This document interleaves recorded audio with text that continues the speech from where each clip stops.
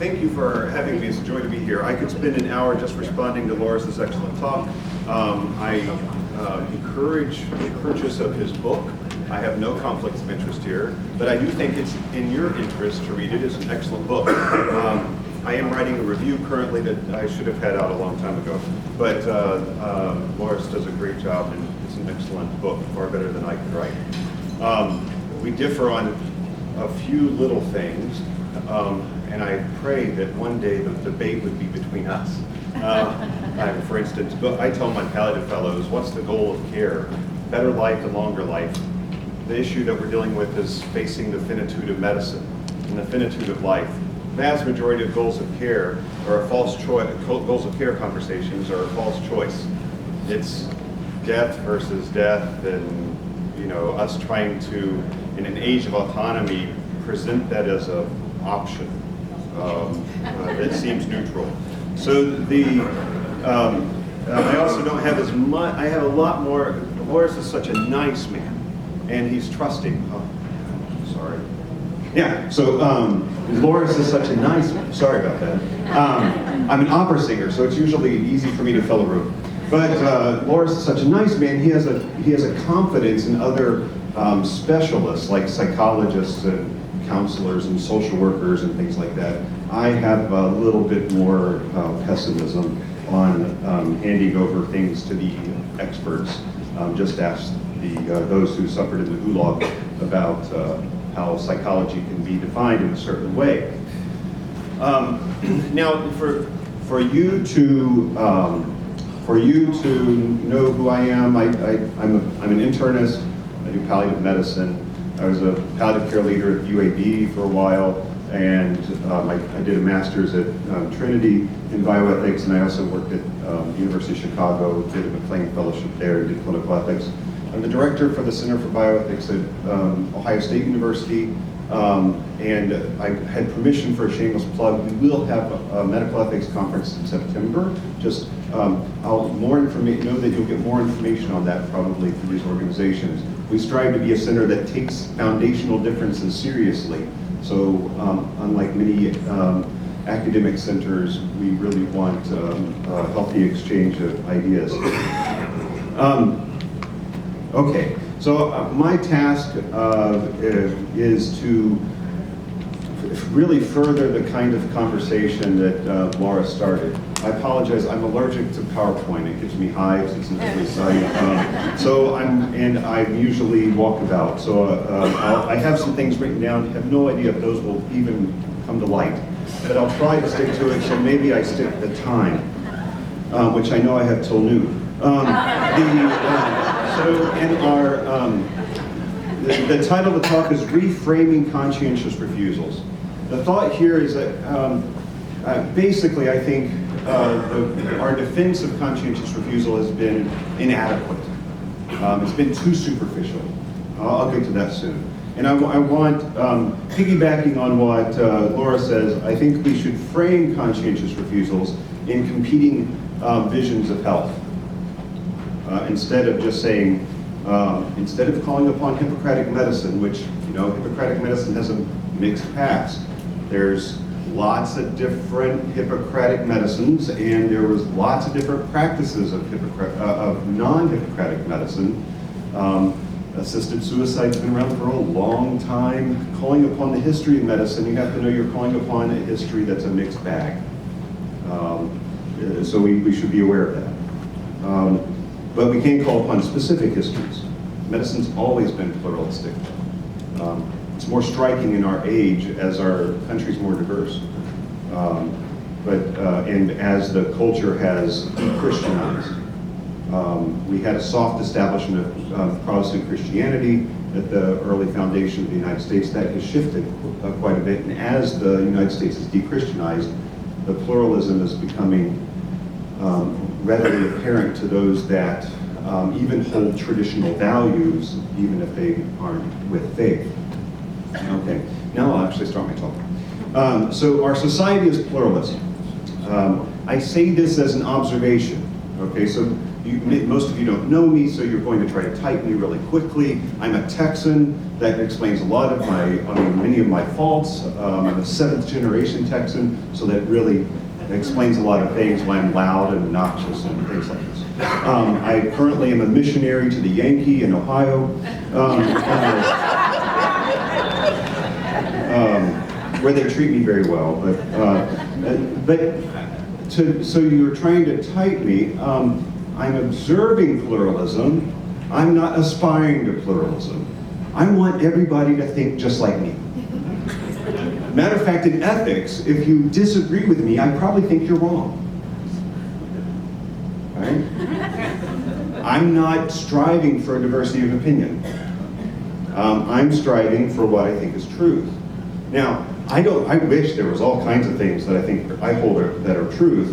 I wish it was different, because it'd be really nice for, my various passions in the old Greek sense.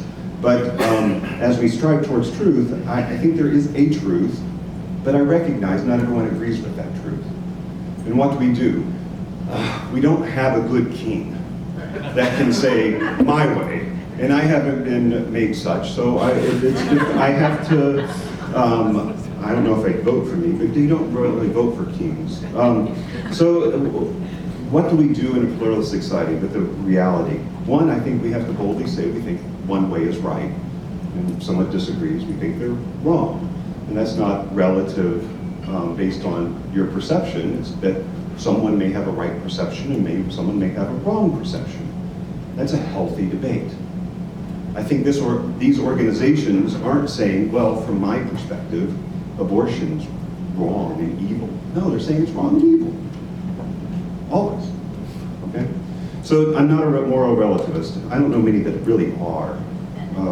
They use the rhetoric in order to sound like they're tolerating other views, but then when you disagree with them, it's an intolerable view. Okay, so in our pluralistic society, we don't agree on where we come from, where we're going to, nor what the good and the valuable are. We don't share an ethic, let alone a bioethics. To use Tris Englehart's language, in our pluralistic society, we meet one another as either moral friends or moral strangers. The task of securing a secular morality, which dates back at least to the Peace at Westphalia. Anybody got the date? 1648, good. So a really important time. So 1648, you have to think this is after the 30 Years' War. It lasts a little longer in certain areas, where you had about 8 million casualties. But that brought 30 years of war between Roman Catholic and Protestant. There were whole areas of Europe that a third of the population was gone. Young men in whole areas didn't exist. And there were several tasks of finding peace. They all look the same. All the treaties look the same. And the Peace of Westphalia looks exactly like the peace treaty that was proposed before war. Nothing was accomplished. Borders didn't move. Just death and destruction. And Europe was tired of death and destruction. So they came to a conclusion. I mean, this is a projection, right? This is a glossing of history. It's very complex. Came to a conclusion that religion is a problem. We're not going to agree between Protestant and Roman Catholic. Oh, wow, think about that. Now with the diversity of religious and non-religious views. So if they can't secure a religious foundation for morality and law, can they secure a secular one? And the task after the Peace of Westphalia is to find a European secular foundation for law and morality. It's in that context that Kant and others begin writing, trying to find a morality without God. So, the task of securing secular morality obviously has been elusive. If a society doesn't share a foundation of sharing rules of evidence, or even an understanding of what a natural law would be, within the Christian tradition, there's lots of when St. Maximus talks about natural law, it's a completely different thing than Thomas Aquinas. But if you don't agree on how we reason, if we can reason, what rules of evidence are, then you can't even base a morality on logic and reason. So the task of securing, with epistemic anchors, a shared secular morality has been elusive at best. Now, physicians may share training in respective fields, but variations of practice and differing ordering of medical goods abound. The differences should be more striking, as Dr. Kaljan had pointed out. Oh, by the way, the other Armenian name, if you're wondering, is Hagat Makshin. I'm the Hagat Makshin Endowed Chair in Medical Ethics. Sorry, and he's my benefactor. I have to have my disclosure. So as Dr. Kaljan said, the shift from medicine to healthcare should make some of these differences even more clear. The pediatrician is not simply called upon to agree on the diagnosis of type 1 diabetes mellitus, a more objective diagnosis, or more complex rheumatoid arthritis. She's asked to encourage a pyramidal or square or circular diet, whichever is the fashion of the day. She's to be an authority on parenting practices, even if she has no children herself, and to promote wholeness and wellness in an assortment of other ways, all in a 10-minute visit, all with fingers flying on the keyboard so that she can have meaningful use.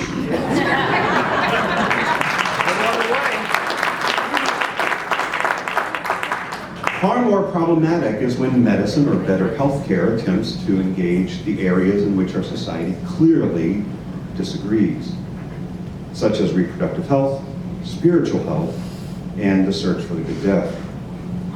So to shift, I can say much more on that, but I want to shift to conscientious refusal, because it's already been mentioned, and let's move forward. How does this apply? So conscientious refusal, first a baseline on conscientious refusal. It usually is engaging those areas with obvious societal disagreement. Most commonly abortion, euthanasia, assisted suicide, or the like. It reached renewed national interest, as you know, when the Institute of Medicine report and HHS mandate for Roman Catholic institutions to provide coverage for contraceptives and abortifacients was held. And outside of medicine, conscientious refusals have made the news in things like the homosexual rights movement, especially in Indiana and Kentucky and other places. Though conscientious refusals have long been the norm in medicine and defended, especially at law, increasingly there is a cry that doctors cannot impose their morality on their patients. Now that cry is coming from colleges of law, from big legal groups, from bioethics, especially since medical ethics was eaten by bioethics, and there's not many practitioners of medicine. There are too few physicians in bioethics, in my estimation. The cry in bioethics, the cry in law is really challenging conscientious refusal. Last I checked with my Canadian colleagues, the Canadian Supreme Court's ruling making a claim right for assisted suicide, saying no jurisdiction can create a law against such. The court refused to rule on conscientious refusal, left it an open question, gave it to the regulators, and I was told they were going to rule by June if they're going to allow their government-paid physicians to refuse. Changing medicine by regulation. It's a frightening thing. So, though conscientious refusals have been long the norm and defended increasingly, it is unpopular, politically incorrect even. So to begin the consideration of this, there's a fundamental aspect of secular medical ethics and law. This is just what's been established since the Belmont Report and elaborated on in the kind of principial approach, and what Dr. Kaljan covered much better than I. So one of the foundational aspects is informed consent. I would say the most clear aspect of informed consent, the most constitutive feature of informed consent, is really a right of refusal. If you read Supreme Court case law, that right of refusal is really held more than anything else. There's a positive aspect as well that I'm going to partner with my patient, but this right of refusal, saying, a physician saying, this is what I'd like to do, is that okay with you, is what has informed medical ethics and research ethics more than any other aspect of informed consent. So the right of refusal is an opportunity for informed refusal. Many of our refusals are informed consents or misinformed or uninformed, but that's another talk. So opportunity for informed refusal is designed to protect patients from healthcare, protect them from us. Also, the patients may agree to participate in things, but it's a forbearance right to say that what the healthcare system, what the physician is wanting, is not helpful. The question in this right of refusal, does it go both ways? Is it true for physicians as well? Traditionally, the answer has been yes, and it's been obvious. That's being challenged. A right of conscience is mostly focused on a physician right of refusal, which has, until very modern times, been endorsed by law and the courts. This has been based on notions of, one, liberty, or forbearance right, two types of rights, forbearance and claim right. Claim is based on me being a citizen of this republic. I can claim certain rights and privileges. Forbearance is I'll be left alone. I have the right to bear arms, I have the right to worship, I have the right to congregation, I have the right to speech. Those are forbearance rights, the basis of US law, although we're shifting quite quickly to more claim rights. Think Locke versus Rousseau and Voltaire. So the conscientious refusal has been based on notions of liberty and forbearance, and then two, moral culpability, which the last question that Dr. Kaljan was fielding gets at. So the first suggests that one, even a clinician, should not be coerced into doing something he or she feels is wrong. And this statement is under challenge, as many are insisting on a unified secular understanding of health and the good, perhaps even evidence-based understanding. The second foundation of right of conscience is, in ethics and law, has been a certain notion of moral culpability, whether philosophical or religious. This gets at maybe a vague memory of traditional Christian understanding, this is from the early church fathers, of the ways one can sin. By counsel, by command, by consent, by provocation, by praise, by concealment, by partaking, and here's the big ones, by silence, and sin by staying silent. So congratulations for not staying silent. And by defense. So however, these foundations, referring is clearly in that list, despite the very complex Roman Catholic doctrine. Early church fathers would say that's still morally culpable. However, these foundations, though convincing to many and to the current speaker, have left many unconvinced. They, undeterred by respect for liberty, forbearance rights, or moral culpability, demand a basic ethic that essentially, if not explicitly, endorses an ethic that follows the following rubric. If legal, then ethical. If ethical, then a claim right to be demanded. You follow? If legal, then ethical. If ethical, then a claim right to be demanded. Now, obviously, this is contrary to vast amounts of U.S. case law, but this is my reduction of cases such as the Benitez case, which, if you don't know the Benitez case, ask in the queue. So the Benitez case in California over reproductive technologies. And theorists such as Julian Savulescu, chair of ethics at Oxford, explicitly endorse that all physicians must be willing to do all legal treatments, or they should be exited from the profession. So beyond IVF and the HHS mandate for contraceptives, we should remember that many legal but ethical problematic treatments exist, and laws and policies on the books often have a right of conscience clause, such as the Oregon Death with Dignity Act has a really powerful conscience clause. It's 2 lines right at the end. All the physician is required to do is to provide exchange of medical records. They don't have to refer. Washington copied that, many of the other states, but those could be changed fairly very easily. Withdrawal of certain technologies such as pacemakers, left ventricular assist devices, total hearts, use of paralytics or barbiturates during withdrawal of ventilators and LVADs, certain palliative sedation practices. All these things are legal, but may be morally troubling to many practitioners. So the current movement, it is reasonable to suggest, will challenge these clauses of conscientious refusal, reducing medicine to a technical trade that demands a particular cosmopolitan liberal conception of health and the good. With this in mind, I offer recasting a right of conscience debate. The current casting, as I've said, though it should be convincing to those that respect liberty and personal moral culpability, is often cast aside because to some it seems selfish. On the physician's part, the physician is saying no to a patient in need. In that hierarchy of care, the physician with power and prestige and is saying no to a vulnerable patient in need. And in order to save his own moral high, the physician's high, at the expense of the patient. So in other words, he's imposing his religion on his patient. Now that kind of view necessitates a very thin understanding of morality and its consequences. The reason that notions of moral culpability exist is to avoid harm done not only to oneself, covering one's own moral high, but also to another.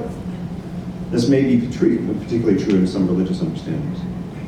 If a patient requests physician-assisted suicide, and I say no, it's not simply to protect my moral backside that I say no. It's because I think that patient's suicide would be really bad for them, really bad for their family, really bad for society. So thus I argue that a conscientious refusal should be respected as it is showing respect for a diversity of views of health, and further, those who invoke a right of conscience are doing so not only to protect themselves from judgment, but to protect the one they're serving, the patient, from illness, evil, and wrong. So let's consider this further. I want to think about things that are defensible clearly in secular society. So clinical judgment, clinical discretion, and then conscientious refusal. We'll set up these three levels. But to tell you in advance, I'm going to conflate them into really slightly varying shades of the same shade. Okay? So what's the first? Clinical judgment. Most would agree that clinical judgment happens when you're choosing what antibiotic to use. The expensive one or the less expensive, or whether I should prescribe an antibiotic in the setting of an illness that may be a viral infection. Such can be clinical judgments. They're really not that controversial. Some things which, whether someone's a surgical candidate, are clearly clinical judgments, mainly because you don't want an angry surgeon. So if a surgeon has a right of conscientious refusal, they say, not a surgical candidate. And it's this basic principle, you don't want an angry surgeon, no one's going to force you into the OR. So clinical judgment usually is assumed to be respected and that it's good for both the patient and the physician. We can say more about that, but I'll shift to clinical discretion. Clinical discretion is when a treatment or lack of treatment may be effective and potentially even desired. A clinician opts to choose another course plan, usually believed to either be a neutral option or just that there's the evidence that isn't clear.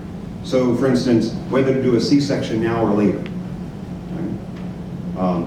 Now, the compelling reason may be social. I get home a little earlier if I do it now. I get home a little later if I wait. If we don't think the outcome is going to change, it's defensible. Notice that cancer doesn't grow on holidays and weekends.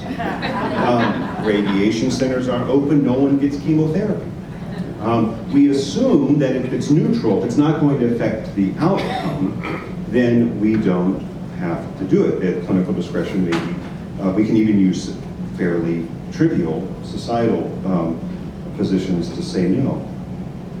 Potentially more controversial would be whether refusing to place an indwelling intravenous catheter in someone who has a bad infection and needs to have home IV therapy, and the standard of care is home IV therapy for a number of weeks, but they happen to be an IV drug abuser. That's problematic, and clinical discretion would say, no, I'm going to opt for a more dangerous path than the standard for that infection, either unproven oral or repeated venipuncture or a skilled nursing facility, which can be a dangerous place.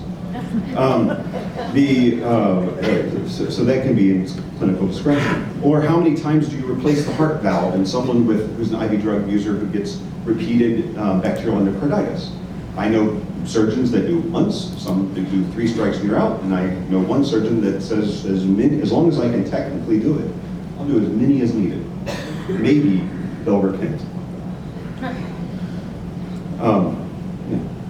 So the clinical discretion, it's a little bit more problematic. Now, rights of conscientious refusal usually includes the usual suspects, some we mentioned earlier: refusal to perform or refer for abortion, refusal to prescribe contraceptives or erectile dysfunction medication, refusal to perform euthanasia or assisted suicide, refusal to gender reassignment, increasingly huge issue, or refusal to perform IVF or other reproductive technologies.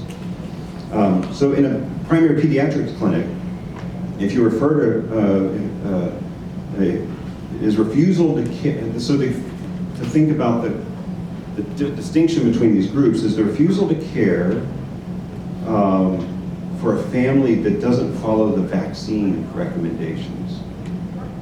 Is that clinical judgment, clinical discretion, or conscientious refusal? It's just a puzzle. It's happening all over the place. Or is it a financial decision? So just as a quandary. So if you think about competing visions of health, I don't know if these 3, clinical judgment, clinical discretion, conscientious refusal, if you say, I'm seeking the good of the patient, a view of health that I have as a physician, and I'm giving guidance, loving guidance, I hope, humble guidance, respectful guidance, to try to bring health and good to a patient. I don't know if there's much difference between that clinical judgment. In my judgment, this would be good or healthy for you. More on that. So to emphasize this a little bit more, let's consider 2 modern movements in medicine that aren't in the usual suspects. One is the holistic and integrated medicine movement, and 2 is kind of interdisciplinary. I'm really thinking palliative medicine, but I still practice clinically. So in the holistic or integrated medicine clinic, one may find a physician giving prescriptions for yoga, a specific diet, mindfulness meditation, alternative treatments along with more mainstream treatments. They may be educated in mindfulness meditation that this is a good, self-affirmation or other cognitive psychologies. For some reason, this movement does not offend most in secular society, though mindfulness and yoga are particular Buddhist or Hindu persuasions. Even if secularized, one could argue that they cannot be fully separated from the traditions that they reformed them over centuries. These are now accepted to the level of making employee wellness programs. At the least, these are attempts to see patients, yea, even employees as persons, which is good. Holistic movement. Persons with mind and body and perhaps even a soul. But it ignores the data that praying the rosary has been shown as effective as mindfulness and yoga. More importantly, it ignores that some concepts of wellness and health would advocate for certain types of worship and prayer, even if empirical studies showed it was bad for biological health. And I think this is important for AAPLOG. I respect the concerns of empirical data showing concerns about abortion. Even if it was healthy, it's wrong. So be careful about putting too much into empirical argument. even if it's healthy. Even if we said, people are happier, for men's health, polygamy is really healthy. And you think so did anyone see the study from urology on prostate cancer risk reduction? And it's related to, it encourages 21 sessions per month for a man in order to decrease the overall risk of prostate cancer. I mean, in our pornographic age, this is urology encouraging practices that the church fathers really say is very dangerous. I don't want to go down that track, but so it is. If you think about healthy sexual ethics, if you're saying to a man you have to have 21 ejaculations to prevent prostate cancer per month, just like that's very specific. Even if the empirical data shows it, I mean, wow, that doesn't mean that this is the fact value disconnect. That it may be a fact doesn't mean that it's a good. That just because this may show decreased risk of prostate cancer doesn't mean that it's leading to a healthy life. That celibacy can't be a great virtue.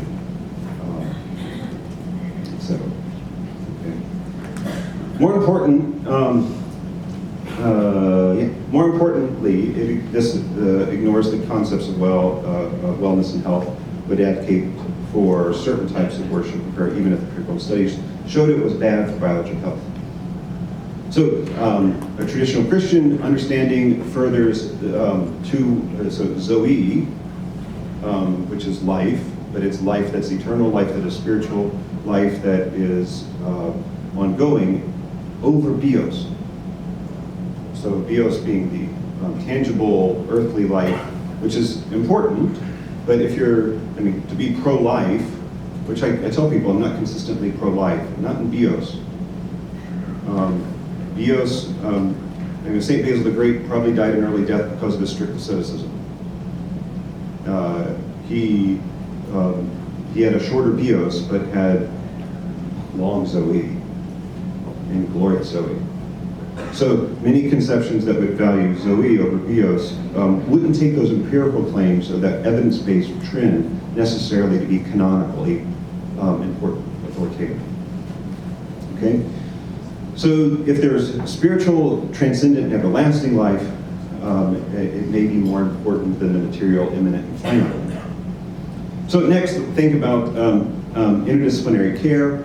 What seems to have arisen from rehabilitative medicine first, but has taken on much more momentum as a movement in the field I practice in palliative care. So palliative care attempts to care for patients with advanced illness, even life-limiting illness and terminal illness.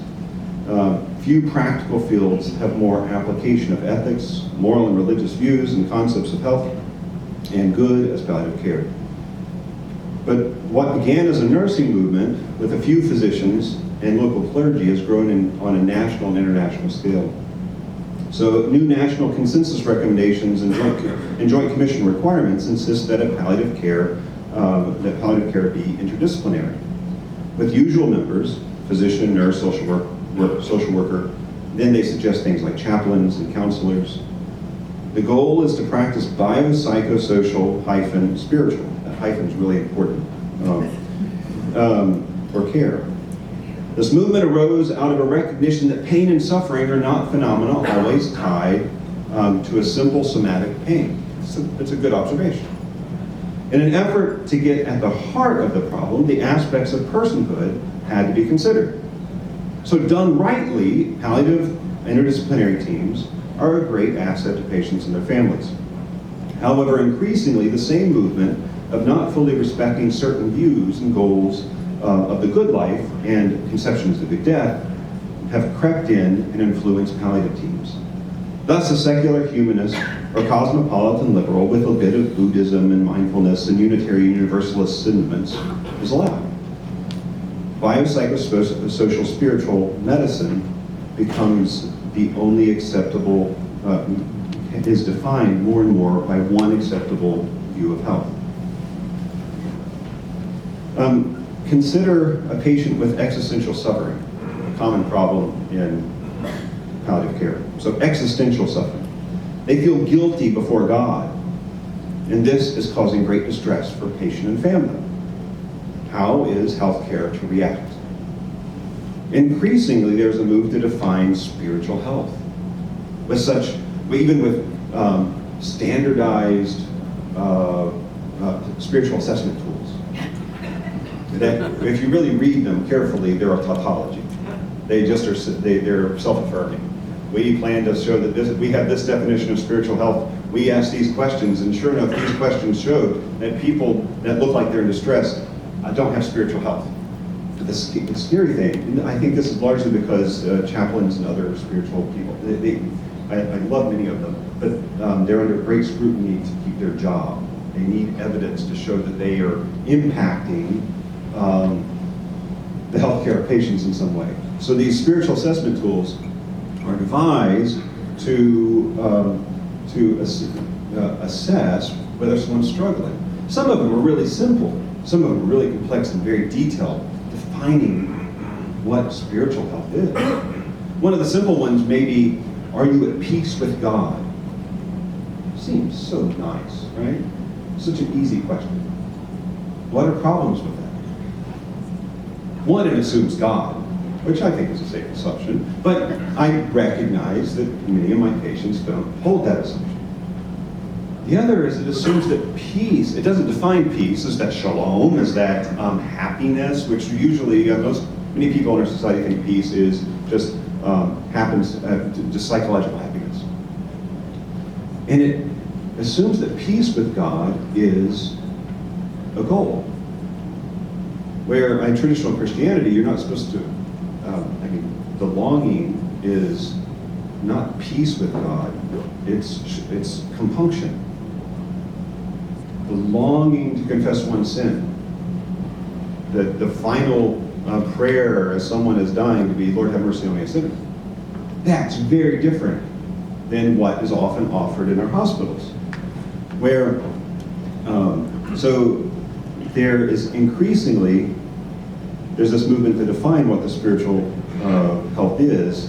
So distress, spiritual distress, according to secular spiritual health, can be defined as a disease that can be corrected through certain types of counseling. I mean, at one hospital, to be unnamed, I've encountered my first atheist chaplain. I kept asking her, what do you do? What? And she said, well, it's just counseling anyway. How is that different from my colleague, the Buddhist chaplain? The attempt to correct the spiritual health through the spiritual disease through counseling. To many traditional religious, including the speaker, it looks like a secular fundamentalist. Listen to the words. It sounds like a secular fundamentalist counseling to increase self-esteem, giving glib assurance of salvation, and crying peace, peace, where there is no peace.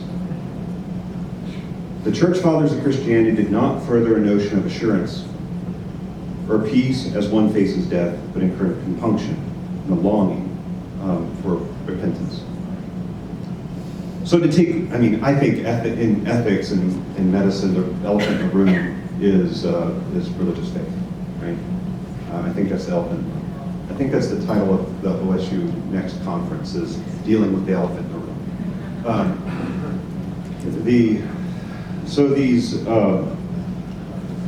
So to take religious concerns seriously, we must dare to consider things like, for the utilitarian, we have to consider eschatological consequences. You know, if this is bad unto eternity, well, that's pretty heavy. Not just the greatest good for the greatest number, but wow, if there's eternal consequences, that should be weighty. So there should be an allowance of a scandal of particularity, that different religious groups will have vastly differing concerns and ways to spiritual health. So Palliative medicine deals with those considering not just the imminent, the reason it's good lens, but the transcendent and eternal potential consequences. And if they're ignored, you can lead to misdiagnosis and potential for true healing.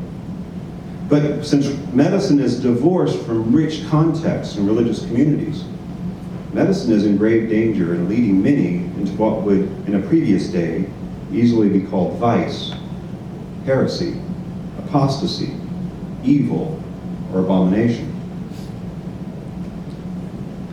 In palliative care, it should be obvious that very notions of health and good must be taken seriously, whether philosophical, religious, or idiosyncratic commitments. But if we choose to take transcendent consequences and consider rich conceptions of health, even prioritizing spiritual health, then it is easy to see how a physician or team may counsel a patient or family to avoid wrong. Not just recognizing the difference, but in a respectful, loving way, realizing there's a power, hierarchy, all these kinds of things. But allowing a physician or a team to counsel a patient or family to avoid wrong, vice. Not selfishly trying to protect his own hide, but lovingly giving guidance on a path that seems to be the best, to the best of his knowledge, to the path of goodness and health. The minimum protection for teams not to overstep is to explicitly address whether they are serving a patient that is a moral friend or stranger, and to offer the respect of difference. So if I'm counseling a Hindu patient, my approach is somewhat different than if I'm counseling an Orthodox Christian patient. Now, it's not wholly different, it's just that I with all my patients know I'm an Orthodox Christian. Even if I don't tell them, they seem to know. I don't know how that happens.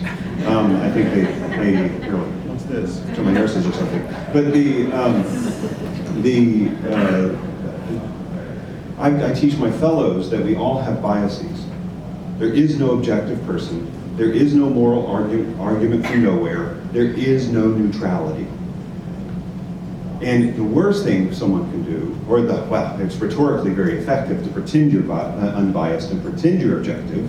I tell all my trainees, if someone says they're unbiased and objective, no conflicts of interest, then run. Now, conflicts of interest here means money, and I long for more conflicts of interest. But I teach students and trainees that they should admit their bias up front, lovingly and respectfully. And I've had many wonderful exchanges with Hindus on different perceptions of spiritual good. There's more that could be said there. So there's potential to move this further and allow physicians and team to practice a particular type of medicine and healthcare. And as our culture is coming apart, it's really shattering. This isn't just two sides. This isn't the left versus the right and the loss of the middle. This is really a shattering. As we've come uncoupled from traditional foundational beliefs and communities. I think there will be increasing need for alternative groups to be formed that explicitly practice a different type of medicine, a different type of healthcare. Now that different type may look very similar to the type of practice that that was practiced 50 years ago, or it may look very similar to other types in the past, but it will look strikingly different than, it has the potential of looking strikingly different than some of the medicine that's practiced in the society at large. I find it interesting that at the same time I'm saying this, we see Catholic health systems merging and decreasing in their particularity. I don't know the solution for that. So to briefly summarize my position and hopefully have a few minutes for the better exchange, I essentially agree with the Institute of Medicine report that backs in the backing of the HHS contraceptive mandate. So when this came out, those from the Institute of Medicine, those from HHS were saying, this is a women's health issue and a public health issue, and it's bigger than your personal morality. That was the line. I agree. But even though I'm not a Roman Catholic, I think the response from Roman Catholic institutions shouldn't have been merely, this is against my religion. It should have been, you're right. But we have a better conception of women's health than public health. Right? This is a women's health and public health issue. It's bigger than your personal morality, but it's that the conception of health that you have is better. We don't need to give that away to the evidence-based empiricist. Okay? If we can see a person as whole, a patient not just as disease, not just as something we plug into an evidence-based algorithm, see them as a person, we have the potential to say that in a conception of health, we can encourage something that would avoid vice, evil, and wrong. That's a better vision of health than what was given previously. Okay, I'll stop now. I have a lot more. I have some cases and other things, but I want to exchange some conversation. Thank you.